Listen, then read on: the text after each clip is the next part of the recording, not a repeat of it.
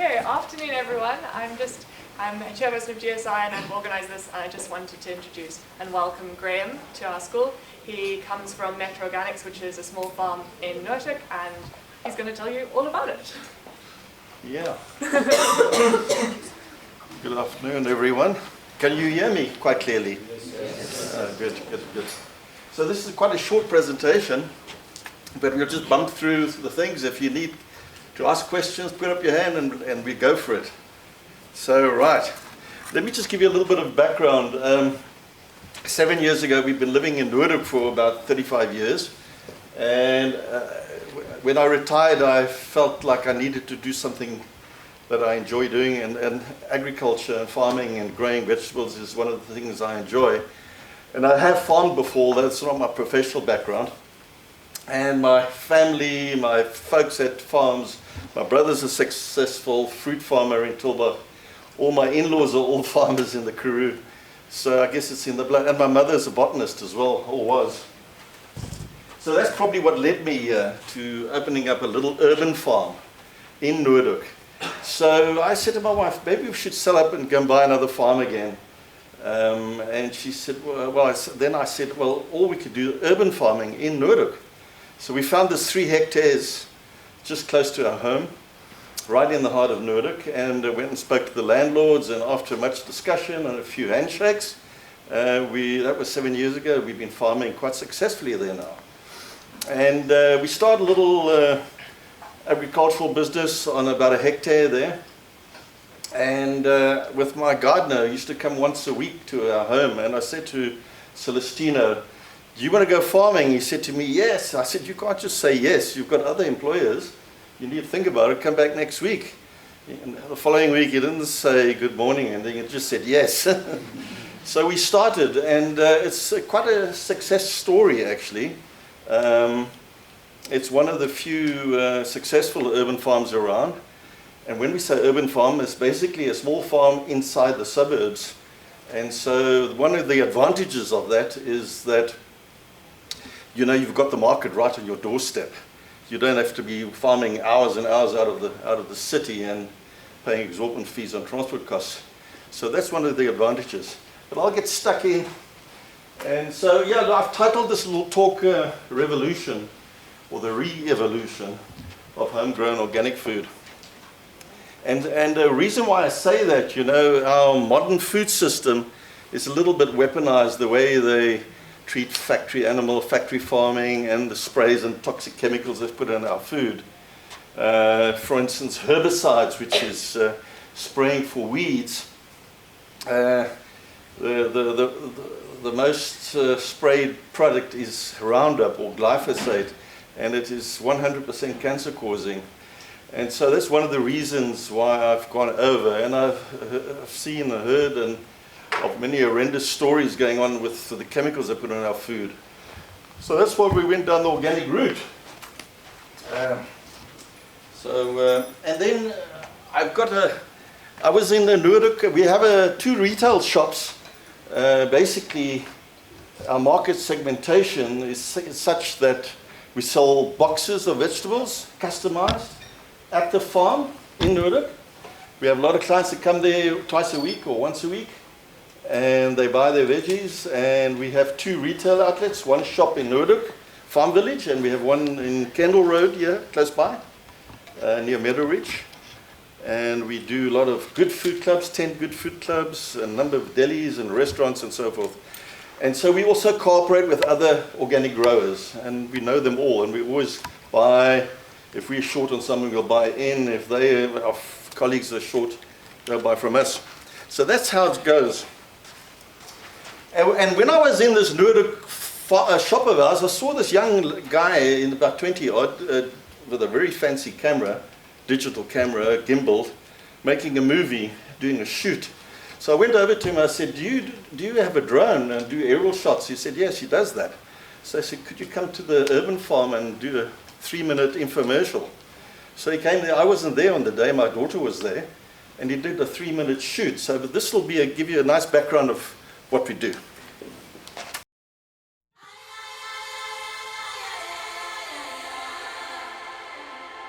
Metro Organics is a urban organic farm in the heart of Noordhoek. Our mission essentially is to provide the local community with nutrient-dense food. Actually, our slogan is always growing. In every element of the business, I feel that has a place. The farm is always growing, the food is always growing, our team is always growing, and the people ourselves are always growing.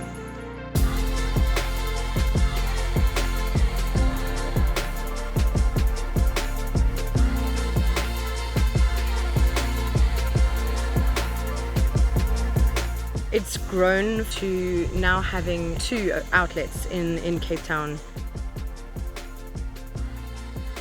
Organic farming is growing food in an environmentally sustainable way, focusing on soil health to grow nutrient-dense food and leaving the soil in a better manner than what we found it. It's avoiding all kinds of anti-approach, so working with nature rather than against nature. The health benefits of eating organic food really boils down to trying to eat food that is as clean as possible. So avoiding food that has been sprayed with pesticides or fungicides or herbicides. Because it's been grown in very fertile and healthy soil like ours, there is a larger nutrient variety in that food, and that's why we call it a nutrient-dense vegetable. People often underestimate the quantity of food one can grow in a small space, and we have now reached something close to an acre, which is 4,000 square meters of growing space. It's astounding how much produce can be grown on such a small piece of land. If you think about that in a home scale, a small vegetable patch will be able to bring in a lot of food that you would not be purchasing elsewhere. Metro Organics has a strong desire to mentor people and get people inspired. We have grown the farm to include training courses and workshops, and we have an affordable food nursery on the farm where people can buy just what they need for their garden. We have an open door policy here on the farm for people to come in and ask us questions, and for people to stroll around and be inspired.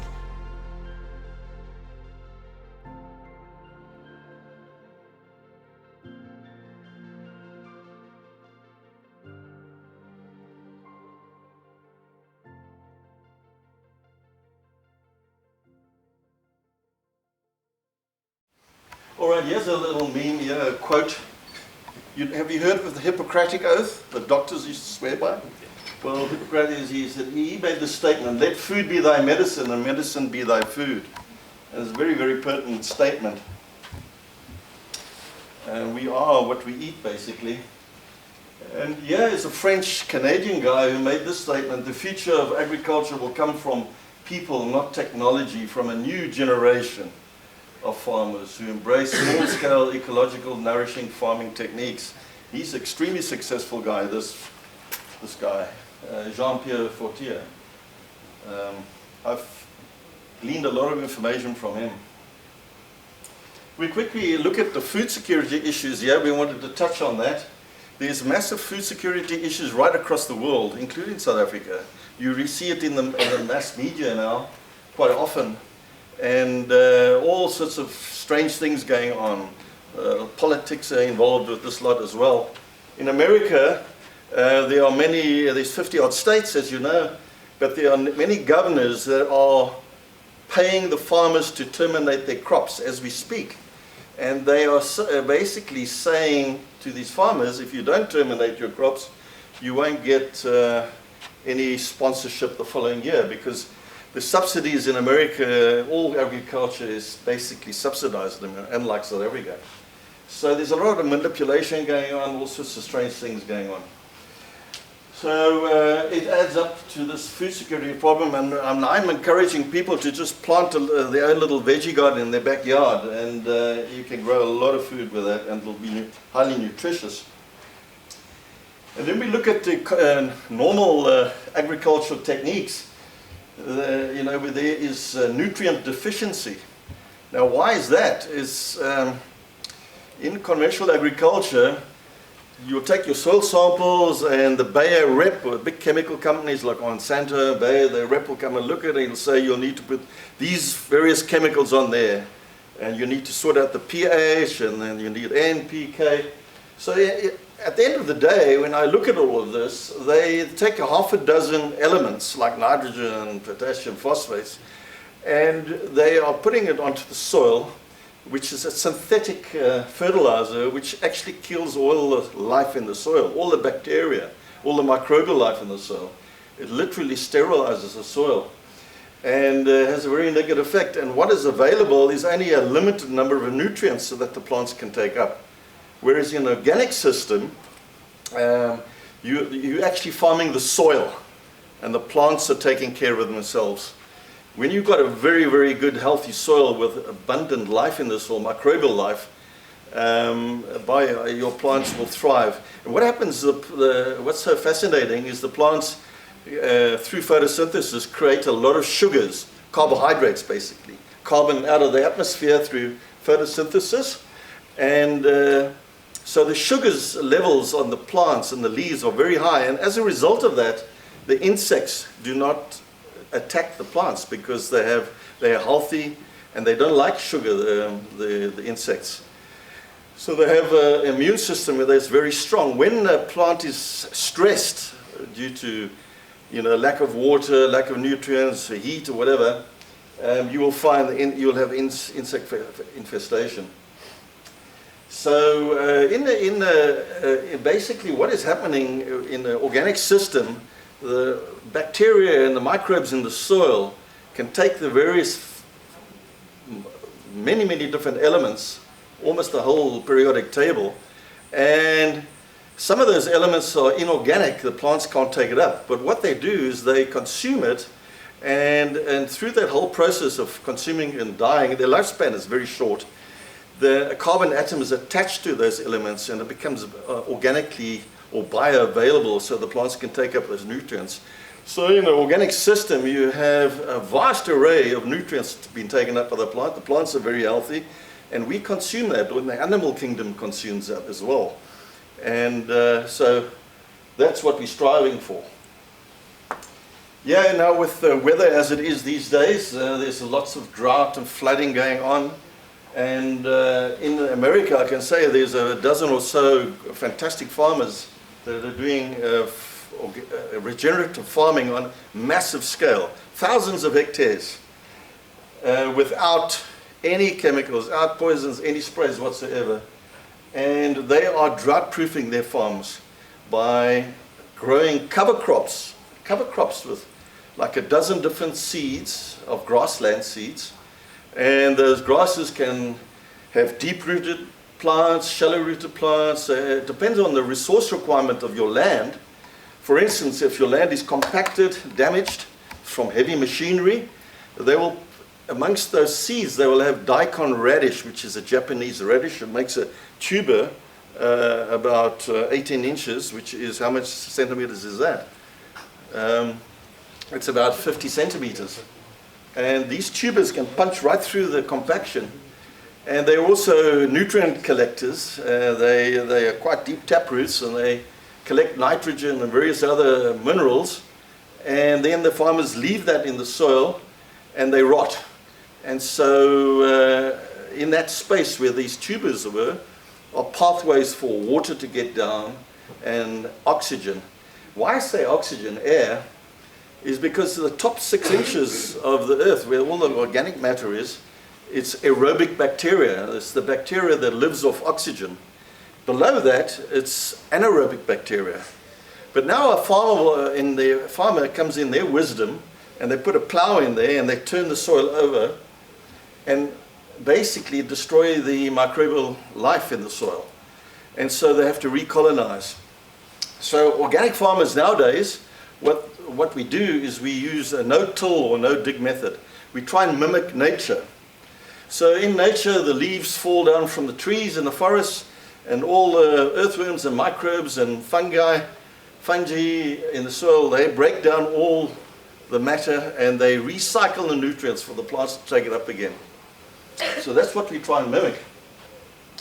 We find also now that the cost of inputs, it's much, much cheaper doing this regenerative farming than conventional farming, because they are not using this heavy machinery. They'll do one pass with a big tractor. They grow these massive cover crops, shoulder height, densely sown, and they've modified, they've created these rollers in front of the tractor with hydraulics. They can adjust the pressure in the front.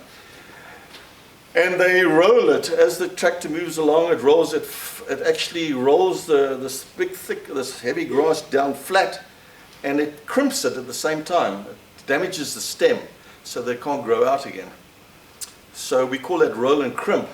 And then at the back of the tractor, while this is happening, there's a seeding machine that's knocking we call it a seed drill. It drills seed into the soil. And they had to modify these things because the mulch, the living mulch that they are creating is about 200-300 mil thick. It's very thick. And so they had to put discs on the front of each seed port to cut a slot so the seed could touch the soil so it could germinate. And they've had amazing results. So they do one pass basically, and not 8 different passes with huge fuel bills, multi-million-dollar bits of machinery. And as a result, their margins have improved, and so they become very profitable businesses. A lot of these farmers now in America have gone off state subsidy, and they've gone off insurance because they've got enough capital now to insure themselves. So that's very heartwarming. Pests and diseases. In monoculture systems, you know, you have one product growing in vast areas, hundreds of hectares, and there you're just inviting the pests to really take concern. You cannot do a monoculture system without spraying for pests. This is the problem. In you know, the opposite, in organic systems, we create habitat for insects. Well, every 10th bed we'll grow perennials, different shrubs and different types of plants, so that the insects can breed. And so the predator insects can live and survive. And we try and reach a state of balance. And we've done that. It takes a couple of years to do that, but the earth responds so rapidly when you give it a chance. So you find that there's very, very little pests and diseases occurring in the organic system. Just the first couple of years, maybe you might have to do a couple of sprays of organic input. You know, for instance, they make an insecticide out of garlic and chili and these very pungent smelling things. They put pyrethrum in there, which comes from the chrysanthemum plant, which is quite deadly. But the reason why they do that is that if, for instance, if you want to terminate aphids on a particular plant, you can spray it. It'll kill those aphids, but the pungent smell of the garlic, etc., is to prevent more insects coming there and killing them. We don't want that. We want balance. And I can tell you now, we're in just done 7 years of this farm. The soil is amazing. We don't have any insect problem. We don't spray anymore whatsoever. So all we do mostly is use compost and a couple of inputs which I'll touch on. Conventional agriculture, all the scientific guys and the big chemical companies, they'll say you will never be able to feed the world with organic farming. It's quite nonsense. It's absolute nonsense. These regenerative farmers that are doing this great work in America, they are 25% higher yield than state average. So they are knocking spots off the conventional farmers, and they're building resilience into the farm. Yeah. So I'll move on here. This is when we started our little urban farm. It was felt, and so what we did is we got a weed eater or a bossie liner, and we just cut the felt low as possible, and we bought corrugated cardboard. You can see there, big rolls of it, and we just laid it out, and we put compost on top, mulch in between. This is wood mulch which we got from a local dump from a municipality. And we put the irrigation pipes on top, wet it or irrigate it, and you plant your seedlings and off you go. It's very quick. The reason why we do that is we don't want to spend a lot of time, because all the seeds in the soil from the grass will germinate, and the cardboard prevents that. And after 2 months, 8 weeks roughly, you will find there's not a trace of cardboard. Because what do the microbes eat? They eat basically carbon, anything that's carbaceous in nature. So anything breaking down. So paper and cardboard, they love it. You can go to Pick n Pay and you can get some cartons, remove the staples and the plastic tape, and you can do the same thing with that. You only have to do that once, initially. And you can see there we've built beds, raised beds we call them. And those raised beds are roughly 150 mil thick, 6 inches. And I just included a couple of slides here because it's really very simple to do. There you can see we're putting wheelbarrows of compost on the cardboard. There we're busy planting salads. 4 rows on a bed. The beds are 800 mils wide. And off we go. There's some more. Those are the early days. And there's some harvesting going on. And that's Chapman's Peak in the background there. And here we're doing some more beds. I've got on the left-hand side there we have shade netting, 20%. That was not to create shade, basically. That was to prevent, basically, Egyptian geese. You know, they come at these times of the year and they'll destroy your salads in one sitting, basically. And it's lovely now in spring. We're getting all the pollinators coming out, butterflies and so forth. We have wild swarms of bees on the farm in the oak trees, and we plant flowers for them so they can, we look after them.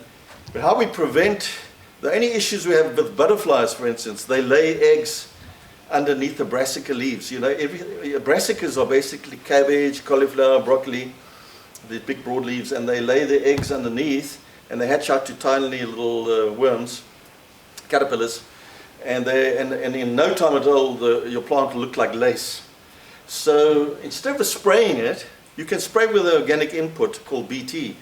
But I like use mechanical means like shade netting or these little low tunnels, and the butterflies can't get. So now there we prep these beds here. These are 21-meter beds, and there we planted with salad, different types of salad. And those beds are producing per running meter about 1 kilogram per running meter every week. So it's a huge amount of salads that we're producing. That whole area on the left under the shade cloth is salads in summer, basically. So it's a high value product. It's quite perishable, but it does well for us. Those rope covers you can see there, they were there. We had little heavy gauge wire hoops stuck into the ground, and we covered these beds with this. That was also for the geese. We can use that same material. If the plants are very, very young and it's in winter and very cold, you can cover the plants with that. You can drape it right on the plants for a week or two, and that'll give it a nice kickstart. But you can see how healthy that is. Our salads have never, ever, ever been sprayed, even from day one. Some of the other vegetables have been sprayed in the early days. But it's just because of the healthy soil. So with this no-till, no-dig method, wow, it saves on a tremendous amount of labor. You know, digging and turning over soil is not the greatest work. It's a lot of less effort, work time. We have great crop yields. In that slide before, you see the salads are planted very close together. The reason why we do that is it creates a shade canopy and no weeds can come through. So we don't have a weed problem.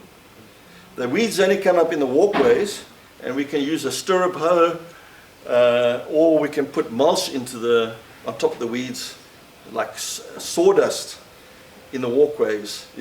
Sawdust or wood chip is a great mulch, as long as it is not been treated. The wood has not been treated. So I have one of our clients who buys veg from us, and I buy about 20 bags of sawdust like this every week from him. I get a very good price, and that goes into my walkways. But you can use anything that's available, any resource requirement that you need, you can find it locally, I'm sure. So we have, with no-till, increased soil preservation and fertility. there's more profitability, less soil compaction. Tillage breaks up the soil structure. You see, the good soil structure it must look like black cottage cheese. It must be highly aggregated, very coarse. So all the particles stick together, and in fact all the microbial life in there exude glues and gums, and that's why good soil is sticky. You can take a handful, you squeeze it like that, it makes a nice ball. And inside of that black soil is what is known as humus, and it is full of nutrients. And this is what the plants are taking up. The beauty about humus is it absorbs like 6 times its weight in water, And so you drought-proof your farm as well, or your little garden, by having good quality soil. You don't have to water it so often.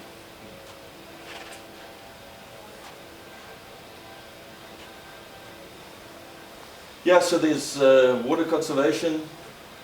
This is one of the primary benefits. Instead of using compost, you can use mulch, which is like hay or straw. Oat straw or wheat straw, it doesn't matter what straw you use, it's a wonderful mulch. And you might find sometimes the water is hydrophobic. In other words, if you water it, the water appears to just run off like there's oil on the soil. And to sort that out, you buy a couple of bales of straw, or kafbala, as they say in Afrikaans, and you just take wads of it and you lay it down and you sprinkle a few chicken pellets on there to introduce bacteria and a little bit of nitrogen. And wow, the next season the soil you don't have a hydrophobic soil anymore. The water goes straight in. So we don't like disturbing the soil. We don't like disturbing it, turning it over. We don't want to damage the soil life. And it is billions of microbes in the soil per teaspoon, literally billions per teaspoon. If you look at it, you need a 400 magnification microscope to view it. I've had my soil tested a number of times, guys that do this type of work. The conventional lab does not test for organic components. The crop residues are very, very important. If you go down our west coast, along the N2, we're in Mediterranean climate, we have winter rainfall, and all our wheat is grown in winter, barley, oats, it's all winter grains. Now, if you go down there, you see what the practices the farmers are doing. It's quite horrific. The soil organic matter, which is a very important measurement, these regenerative farmers and organic farmers are trying to get it up to 10% or more. On the west coast, it's at 1% or less. And it's through bad farming practices, because they will grow wheat and then they will compact that soil they will spray it, they will spray herbicides on it, they spray insecticides on it, and they've put all these chemicals on fertilizers which literally kills all the microbes in the soil, and you have a giant hydroponic system where the roots are just in the soil so they can stand up, but it is dead, literally dead.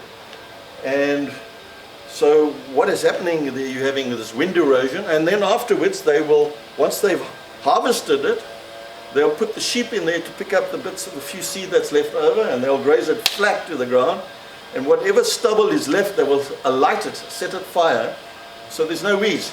Then they leave it dormant for 6 months until the next year, where all the herbs, the weeds come back again, and they have to spray this toxic chemical which causes cancer on it again.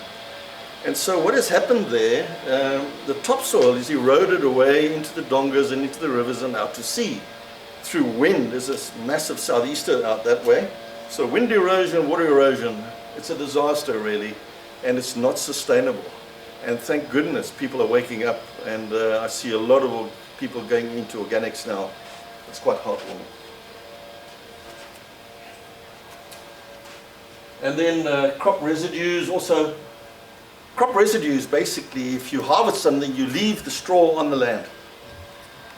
That's the residue. Or mealies even, maize. You leave the residue on the soil.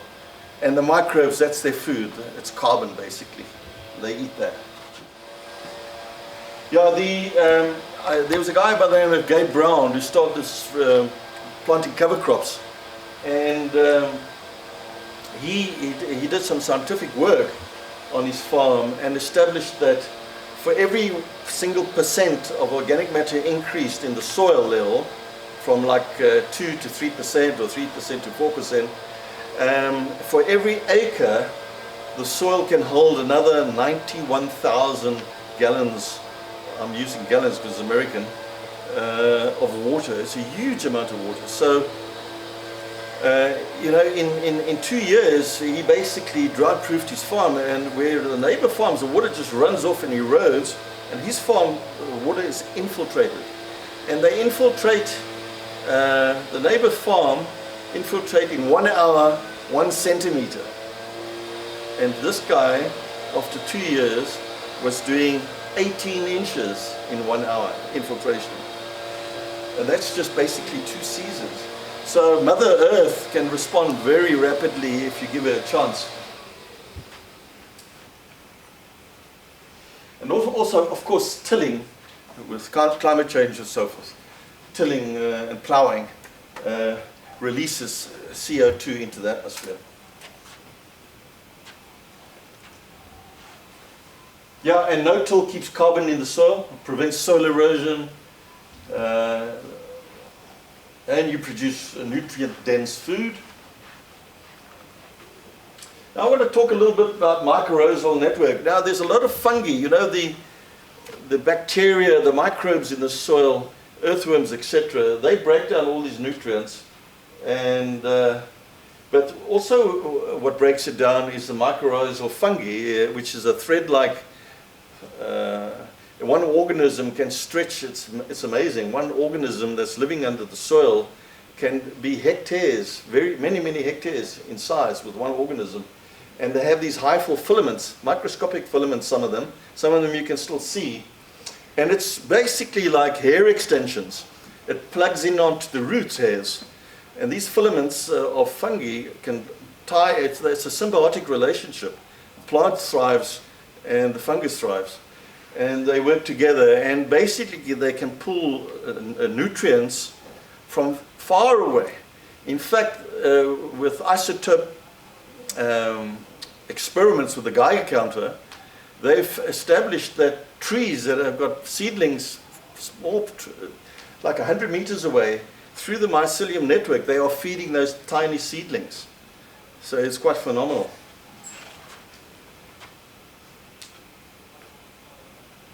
Yeah, there's a massive reduction in heavy farm machinery. You don't have to invest millions of rand in machinery. It decreases CO2 emissions and less heavy metal particulates. And there's another photograph of our urban farm. There's kale on the right, salads in the middle. On the left is leeks. We plant everything. This is one of our little retail stores. This one is in Noordhoek. It looks quite vibrant. It's all organic. We only put organic stuff in our shop. I think we're the only people that do that. Out of all the other people that sell organic food, you can have both. If they don't have a particular produce, they'll put conventional. We don't do that. We say to our clients, they must learn to eat seasonally. So we find in this farming enterprise. You have a question in front. Yes. Sorry. I see you've grown some tropical fruits. At home, we try to grow tropical fruits, and it doesn't work very well. No, those are subtropical fruits that you see. Pineapples there, but the pineapples also grow in the tropics, correct. Now that comes from the Eastern Cape. So we got avocados that come from Mpumalanga, and so we've only got 2 suppliers, and as a result, unfortunately, those things are expensive, but we can't grow them in the Mediterranean climate. Yeah, so very good, well observed.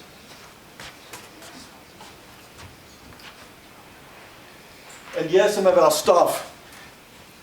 You see the cauliflower on the right. What's the veg on the left? Parsnips. Who's eaten parsnips? Yeah, it's divine. If you roast them, they're absolutely delicious. They take 6 months to grow. You plant them in June, and they're ready in December.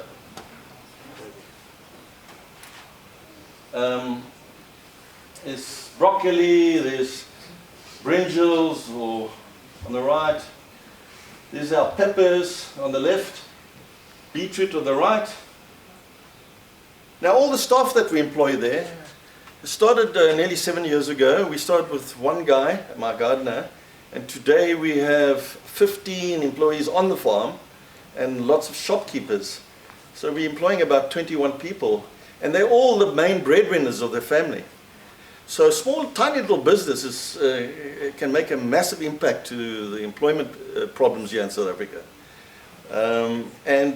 We have whatever grows on the farm, our staff can take whatever they want to, any day they want to. That's the policy we have. Anything that we have to purchase in, we said you can't touch. So they go home every night, if they can take kale, spinach, whatever they wish.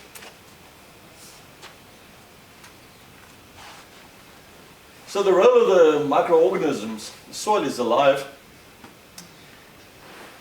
You know, you must use the analogy of the skin of on the surface. It's the largest organ on your body. It's the same on the earth. And you know, when we burn the planet, we set fire to and they plow and they disc it in and they burn all the weeds will come back because that's a form of protection. It's not normal. And farmers think, why are the weeds coming? Well, if you're going to burn it and disc it, the weeds will definitely come back. You don't want that. You want the soil to be covered at all times. If something there is not, if food is not growing, you need to grow a cover crop. And that cover crop will produce the food for the microbes in the soil. So there are several thousand different species of bacteria and millions of microorganisms in the two-spinner.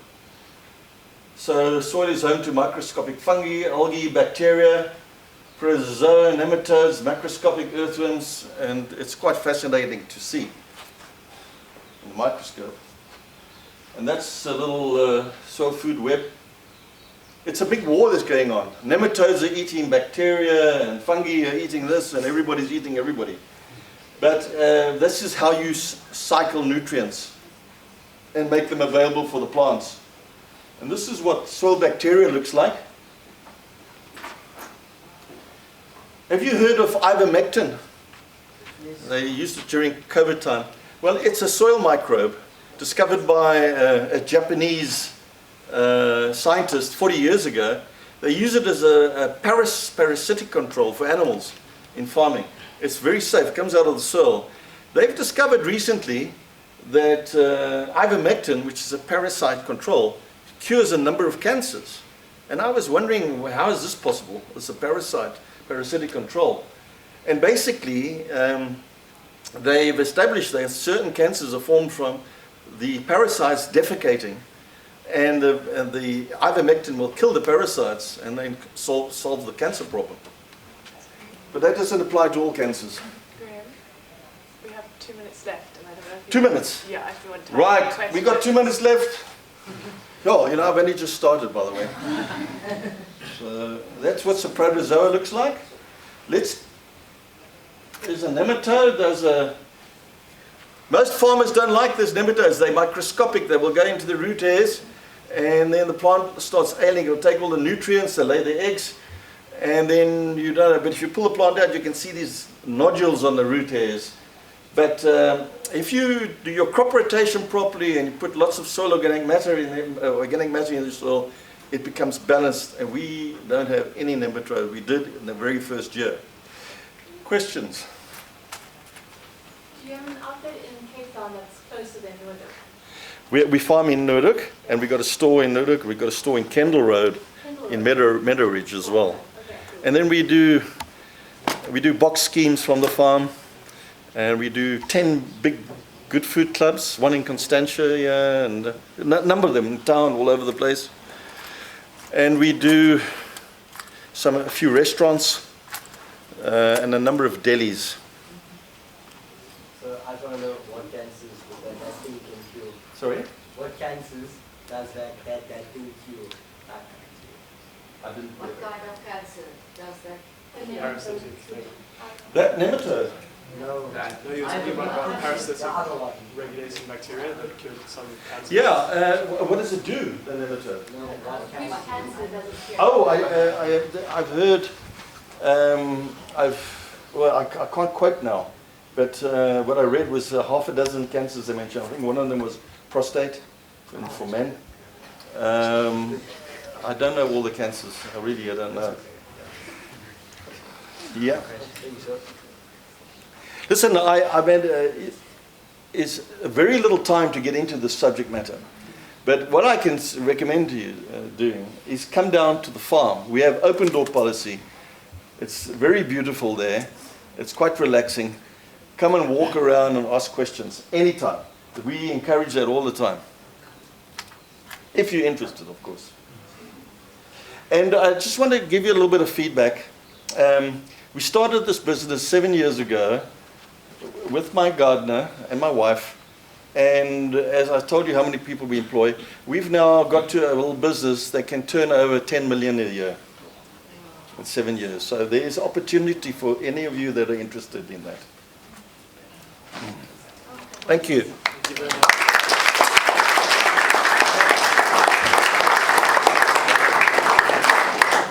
Okay, I just want to extend Westford's thank you to you, Graham. It's been really insightful and interesting, and you're clearly a man who knows so much about this topic, and thank you for sharing some of your knowledge with us. Oh, wonderful. Thank you. Thank you.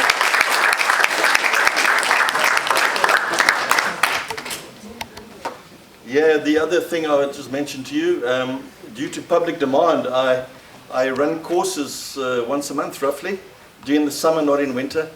People are not interested in getting out in winter. And so if ever you guys are interested, I can run courses. You can always attend one of those, and we go into a lot of detail. And people are quite inspired by it. And I'm inspired when I see the photographs that come back and what they're doing at home and planting and producing this. My granddaughter, my daughter, has also got a veggie garden named Fishhook. And her little 4-year-old girl, she knows every single plant. She eats everything raw. She doesn't eat any sweets. She hates sweets. She would rather go and pick off a cucumber and eat that out of the garden. It's amazing.